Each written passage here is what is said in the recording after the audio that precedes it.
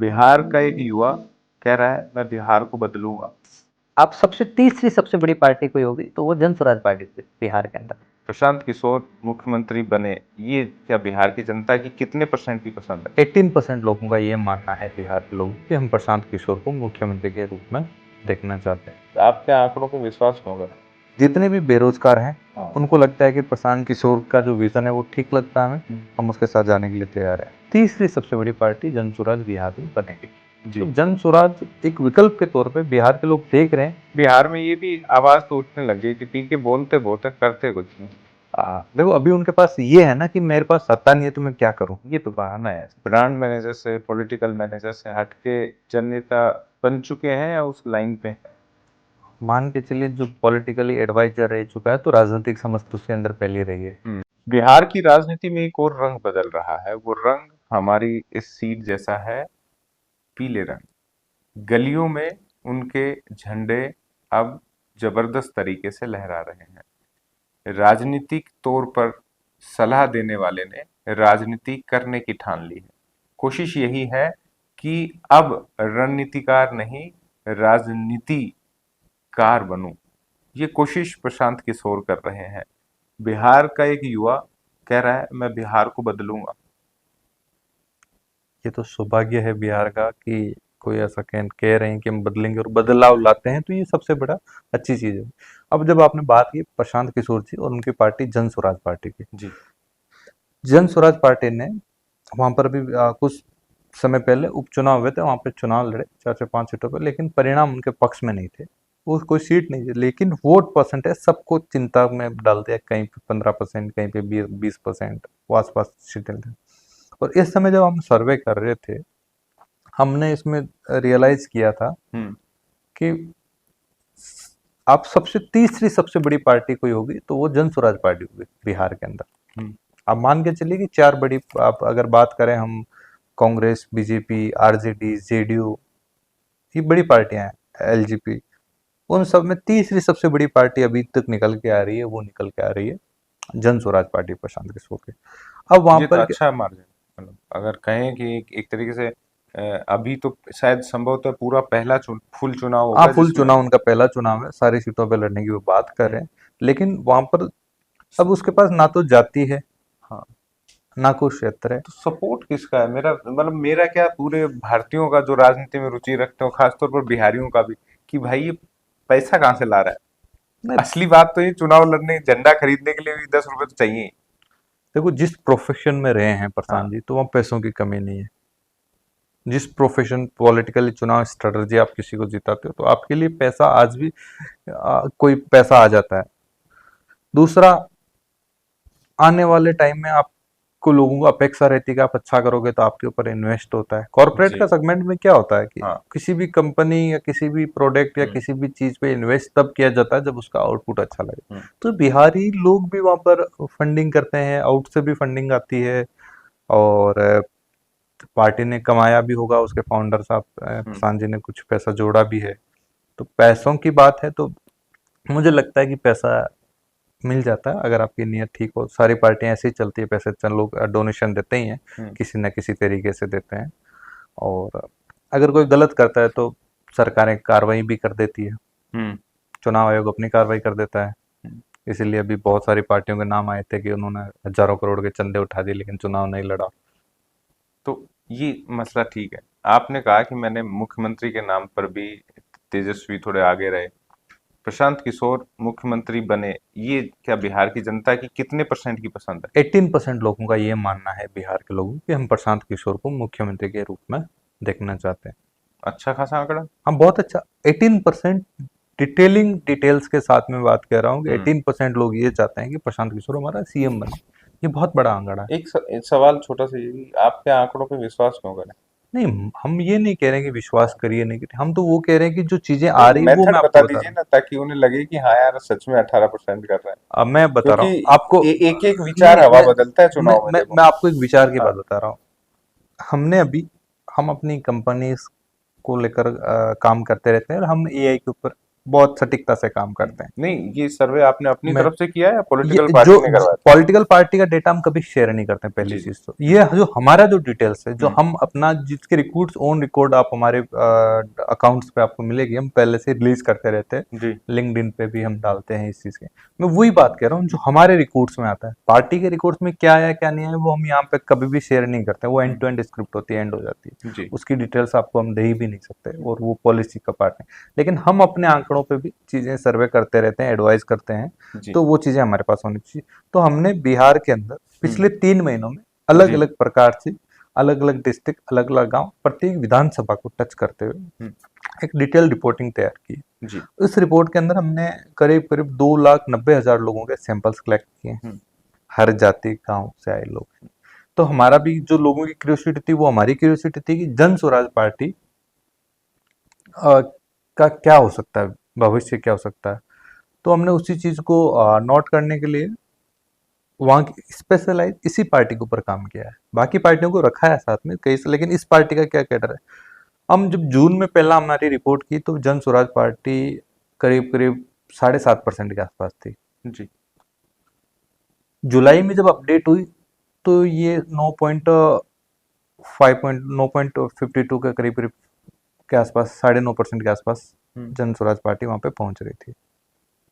हमने इसको अगस्त में किया तो 14% के आसपास आई। स्पीड अच्छी है। अभी अगस्त के जो लास्ट वीक की मेरी आपको रिपोर्ट, हम हर महीने इसको एक रिपोर्ट तैयार करें, चुनाव तक हम ट्रेंड तैयार करेंगे, क्योंकि हमारे जो रिपोर्ट्स हैं वो हम आगे ट्रेंड में भी काम आते हैं कि ट्रेंड क्या था। तो उस जी। ट्रेंड में अभी 15% के आसपास, करीब करीब आज की सिचुएशन एट प्रेजेंट में, एक दिन पहले की अगर बात करूँ तो 15% के आसपास जन स्वराज पार्टी होल्ड कर रही है। जी। होल्ड करने का कारण भी बता देता हूँ। जितने भी बेरोजगार हैं हाँ। उनको लगता है कि प्रशांत किशोर का जो विजन है वो ठीक लगता है हमें, हम उसके साथ जाने के लिए तैयार हैं। दूसरा एक कारण है, उनको ये लगता है कि बदलाव के लिए विकल्प ठीक है हमारे पास, जो लालू प्रसाद परिवार के अतर नीतीश कुमार के अलावा कोई तीसरा मजबूत विकल्प है तो वो है। और एक सबसे बड़ा मुद्दा है कि ये उनको लगता है कि पलायन रोकने या फिर इसकी नीयत ठीक है, इसलिए हम इसको, ये और एक्चुअल रीजन है। महिलाओं को, क्योंकि महिलाएं बिहार की राजनीति में ज्यादा कुछ अभी ऐसा वोटर तो है लेकिन चुप है। देखो महिलाओं महिलाओं बीजेपी ने जरूर अभी ये मुद्दा उठाया है, प्रधानमंत्री जी की मां को गाली देने वाला, लेकिन वो भी चुनावी तौर पे देखा जाएगा। देखो बिहार की महिलाओं का एक बहुत ज्यादा, वो बहुत, मैं कह रहा हूँ कि अगर किसी इस देश में अगर सबसे ज्यादा कोई दुखी महिला है तो बिहार की है। मैक्सिमम हस्बैंड दारू पी के वर्किंग में नहीं है, जिनके हैं वो बाहर हैं, कि या तो उनके पति बाहर कहीं ना कहीं कमा रहे हैं, वो वहां पे गांव में संघर्ष कर रही है। तो ये बड़ी स्थिति है कि वो इन चीजों पे कब सोचेगी, रोटी कपड़ा मकान तक सीमित है। ये तो बड़ी मतलब तो स्थिति, क्योंकि लेकिन जो जन स्वराज के पास, में फिर से उसी मुद्दे पे आता हूँ, जन स्वराज की जब हम बात कर रहे थे, वो ये वहां का जो नया वोटर है, नया वोटर 82% की चॉइस जन स्वराज पार्टी है। नया वोटर इज वेरी ये तो क्लियर। बीजेपी अपना मानती थी नए वोटर को तो। हाँ, मैं जब लोकसभा चुनाव के अंदर हाँ। 2014 में जब हमने सर्वे किया तो ये संख्या उस समय आई थी। जी। पहली बार अगर सबसे हाईएस्ट संख्या उस समय भी 76% के आसपास आई थी, हाँ। कि वो नया वोटर बीजेपी के पास 76% का हाँ। डेटा आया था।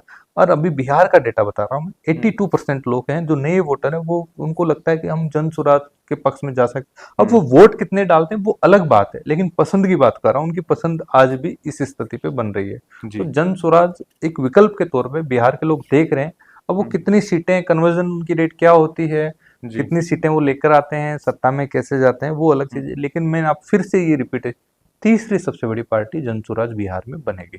मान लिया जन स्वराज यात्रा निकाली, परिणाम तो कुछ परिणाम, मैं कोई उसका एज ए वो प्रवक्ता तो नहीं हूँ, लेकिन एज ए जो सच बोलने वाली बात है वो मैं आपके सामने रखता हूँ। इनकी स्ट्रेटजी बहुत ठीक है।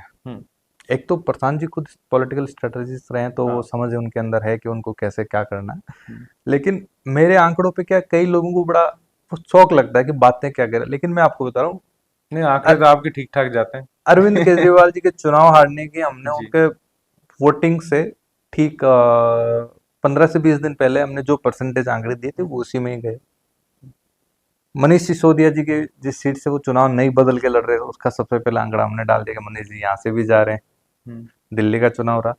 हरियाणा के अंदर मैं आज एज रिकॉर्ड्स पे चीजें लेकर बोल रहा हूँ कि हरियाणा का जो विधानसभा चुनाव हुआ था, विधानसभा चुनाव की हमने रिपोर्ट तैयार की और हम एक पार्टी को रिपोर्ट सबमिट किया। जी। मैंने कहा यहाँ से बीजेपी जीतेगी हम्म। और कम से कम सीटें 38 सीटें लेकर आएगी बीजेपी। हम्म। तो उस व्यक्ति ने हमें फोन करके और ये हमारे सामने वो रिपोर्ट टेबल के नीचे बोला, यार आप क्या काम करते हो, काम नींद में करते हो, घर बैठे बैठे करते हो क्या? आप ये बताओ, बीजेपी का लीडर, बड़ा लीडर था, हम्म। आप ये बताओ कि हम 20 सीटों से ऊपर आ रहे हैं क्या? मैंने कहा 20 नहीं सर, आप 38 कम से कम आओगे, हम्म। कम से कम। ये ऑन रिकॉर्ड की बात है। मैं इसलिए बोल रहा हूँ कि उस सारा सर्वे का उन्होंने हमें पैसा ही नहीं दिया था उस समय। ये बता रहा हूँ, बहुत बड़ा इन्वेस्टर। मैं कहा यार ये आदमी तो हाँ। बात मान ही नहीं रहा। ये रिपोर्ट हमने किसी और को भेजी थी, उसने भी कहा यार आप है ना नींद में बातें करते हो, कहाँ ये चीज। जी। लेकिन जिस दिन रिजल्ट आया, परिणाम आया, उस दिन इवनिंग में फोन आया हमारे पास कि वो आपका पेमेंट है, वो आप ले जाइए। तो शर्मिंदा। रिपोर्ट तो कई बार ऐसे होते हैं। जी, जी।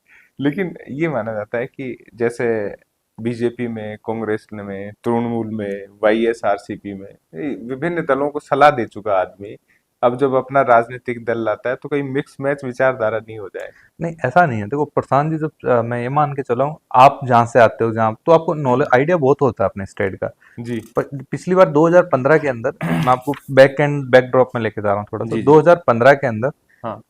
जेडी और आरजेडी गठबंधन से चुनाव लड़ी थी और सबसे हाईएस्ट मार्जिन से हम्म। चुनाव जीत कर आए थे। उसका रणनीतिकार कौन था? प्रशांत जी थे उसमें। जी। उन्होंने उसमें दोनों कोऑर्डिनेशन किया, पार्टियों के साथ में बैठ के कांग्रेस को भी साथ लेकर आए हम्म। और सबसे अच्छा प्रदर्शन वहां पे रहा था। हम्म। तो उस समय जो उन्होंने काम किया, जो उसका डेटा हम्म। उसमें उनके पास आ गया था 2015 में। सब कुछ स्ट्रीज आप इस लेवल पे, स्ट्रीम लेवल पे काम, और आज कितने साल हो गए? 10 साल। जी। आप पॉलिटिकली सर्वे करवाते हो तो मान के चलिए, जो लोग सर्वे करवा के स्ट्रेटजी बनाते हैं उनकी स्ट्रेटजी अच्छी होती है। बीजेपी आज तक सफलता का एक ही मंत्र है बीजेपी का, जी। बीजेपी हर एक डिसीजन सर्वे के आधार पर लेती है। मैक्सिमम ये होता है बीजेपी के पास में। और जब जो डिसीजन उनके सर्वे के आधार पर नहीं, वो डिसीजन उनके अगेंस्ट में भी गया है, जी। ये भी मानते हैं। तो हम्म। प्रशांत जी ने पिछले 10 साल में इसी फील्ड में काम किया, भले ही वो किसी स्टेट में, उन्होंने एक वहां पर लोकल अपना सेटअप खड़ा करके रखा था जी। और वो वर्किंग कर रहा था कंटिन्यू। तो इनपुट्स अच्छे थे, इनपुट्स अच्छे थे, तो आपको क्या बात कहनी है, किस लहजे में कहनी है, क्या आपके लिए मुद्दा प्रायोरिटी रखेगा, हम्म। वो बोलोगे तो लोगों को अच्छा लगेगा। अब आप मुझसे अच्छी अच्छी बातें करोगे तो मैं आपकी बात सुनूंगा ना, नहीं, लेकिन आप इसीलिए बिहार में ये भी आवाज तो उठने लगी कि पी के बोलते बहुत है, करते कुछ नहीं। देखो अभी उनके पास ये है ना कि मेरे पास सत्ता नहीं है तो मैं क्या करूं। ये तो बहाना है सब। नहीं मेरी बात सुनिए, आप तो मान के चलिए कि जब आप कुछ है ही नहीं तो आप क्या कर सकते हो।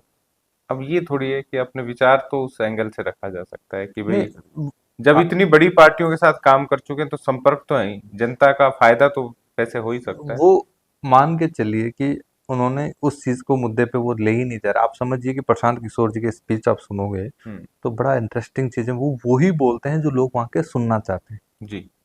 ये बहुत फैक्ट बात बता रहा हूँ कि वो लोग वही, उनकी क्या डिटेलिंग इन्वेस्टिगेटेड रहती है, पहले से रिपोर्ट आपके पास आती है, कोई एजेंसियां अलग से एजेंसी भी हायर रखी है, वो रिपोर्ट भी उनको देती है कि सर यहाँ पर इस क्षेत्र में ये मुद्दा है जी। और इस विषय पे बोलना है। हम्म। तो जिस जगह जाते हैं वो उन्हीं डिटेलिंग में पहले से ही आपके पास डेटा होता है, तो आप बोलते हो तो लोगों को अच्छा लगता है कि हमारी बात करता है। क्या होता है कि हम एक जब पीआर जब काम करती है तो एक सेकेंड लेवल पे भी एक काम जी। होता है हम्म। कि नेता की रैली खत्म होने के बाद में इनपुट्स लिया जाए। जी। तो वो इनपुट्स आपके लिए बहुत स्ट्रांग होते हैं। लोगों ने कह रहे बात पहले विचार अलग थे, लेकिन इसको सुनने के बाद में ठीक लगा, आदमी हम्म। तो सही है। फिर जो सोशल मीडिया की जो क्रांति अभी चल रही है बिहार के अंदर, जी। वो बहुत तेजी से जन स्वराज के कब्जे में जा रही है और वहाँ का 83% यूजर है सोशल मीडिया का। हम्म। तो आप सुनना, वो रिक्शे वाले से लेकर सब लोग उसको सुन रहे हैं, तो तो एक देखते हैं वैचारिक आपके और परिवर्तन है। मेरे विचार कितने चलते हैं, वो भी तय हो जाएगा पीके पे। नहीं मैं आज भी कह रहा हूँ, नहीं। मैं कभी हाँ। ऑफिशियली तौर पे हाँ। हम कभी उनसे मिले नहीं है, जानते नहीं है, पर्सनल कभी हमारी उनके साथ में कभी कोई चाय पे चर्चा नहीं उनकी। जी। हाँ जी। मेरी कंपनी में कुछ लड़के काम करने वाले अभी उनके पास काम कर रहे हैं। जी। वो हमारे यहाँ से जो पहले करते थे हम हम्म। इलेक्शन में, तो अभी वो वहां पे कर रहे हैं। उससे पहले उनके साथ जो काम करने वाले लोग हैं वो हमारी वहां पर काम कर चुके हैं। जी। तो वो आपके इनपुट देते हैं कि व्यक्ति कैसा है, क्या काम है, कैसा हम्म। काम करता है, तो वो चीजें आपको समझ में आती है। नहीं, अभी ये ब्रांड मैनेजर से, पॉलिटिकल मैनेजर से हटके जन नेता बन चुके हैं या उस लाइन पे है? मान के चलिए जो पॉलिटिकली एडवाइजर रह चुका है तो राजनीतिक समझ तो उसके अंदर पहले रही है। हम्म। वो राजनेता तो बन चुके हम्म। हैं, जन नेता बने वो चुनाव के बाद में तय होगा। जी। लेकिन एक बात और आती है, कहते हैं कि पीके हेडलाइन तो बनवा सकते हैं, हेडलाइन नहीं बन सकता। देखो मैं कह रहा हूँ कि ये तो चुनाव परिणाम के बाद की बात है कि कौन हाँ। क्या बना। जी। लेकिन मैं कह रहा हूँ भले ही सीट एक नहीं हाँ। लेके आए, जी। लेकिन परसेंटेज पार्टी के अगर इतने आते हैं तो कहीं ना कहीं आने वाले टाइम में कोई दूसरी पार्टी का विकल्प नहीं बन जाएगा। जी। तो फिर सबके लिए चिंता की बात हो जाएगी। एक सवाल ये भी कि वो हमेशा नए बिहार की, नए मॉडल की बात करता है, ठीक है, तो दे पाने में सक्षम है बिहार की राजनीति के लिहाज से, जहाँ सिर्फ और सिर्फ बाहुबल, ये वो एक अलग माहौल वहाँ पूरा का पूरा है। किसी राज्य में परिवर्तन नहीं आएगा, ये बहुत सच्चाई बता रहा हूँ हम्म। कि 2017 से पहले उत्तर प्रदेश के अंदर उसकी इमेज थी वो थोड़ी अलग थी। हम्म। मानते हैं इस चीज को। जी। जी। 2017 के बाद में वहां पर हम्म। शासन बदला, शासन के बाद में सीएम बदले, योगी जी सीएम बने। सीएम बनने के बाद में बहुत सारी परिस्थितियों में परिवर्तन आया। बिल्कुल।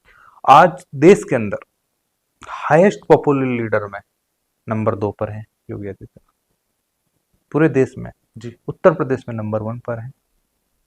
कानून व्यवस्था में वो नंबर 1 पर है पूरे देश में। जितने भी सीएम है, कानून व्यवस्था की अगर बात करें तो हम्म। सीएम। परिवर्तन हुआ ना उत्तर प्रदेश में। जी। अच्छा, वो सारी चीजें लोगों में एक्सेप्टेंस भी आई कि हाँ नहीं, ये बंदा काम तो कर रहा है। जी। तो जब वहां हो सकता है तो बिहार में क्यों नहीं हो सकता? संभव तो होना तो चाहिए यहाँ पे भी। बिहार में जन स्वराज का झंडा बुलंद कर रहे पीके कितने प्रभावी होंगे, ये बिहार का हर व्यक्ति और राजनीति में रुचि लेने वाला भारत का हर नागरिक भी जानना चाहता है। पीके के सर पर वो ताज है कि वो किसी को भी मुख्यमंत्री या प्रधानमंत्री की कुर्सी पर बैठा सकते हैं। पॉलिटिकल एडवाइजर के तौर पर, एक कुशल और प्रभावी रणनीतिकार के तौर पर उनका नाम आता है, लेकिन जब खुद मैदान में होंगे तो असल परीक्षा वहीं देखने को मिलेगी। बिहार चुनाव को लेकर ये चर्चा अंतिम नहीं है, हम हर कदम पर, हर अपडेट पर आपको रूबरू कराते रहेंगे और बताते रहेंगे कि बिहार क्यों भारत की राजनीति के लिए अहम है। फिलहाल के लिए मुझे और राम सिंह साकला जी को दीजिए इजाजत। नमस्कार।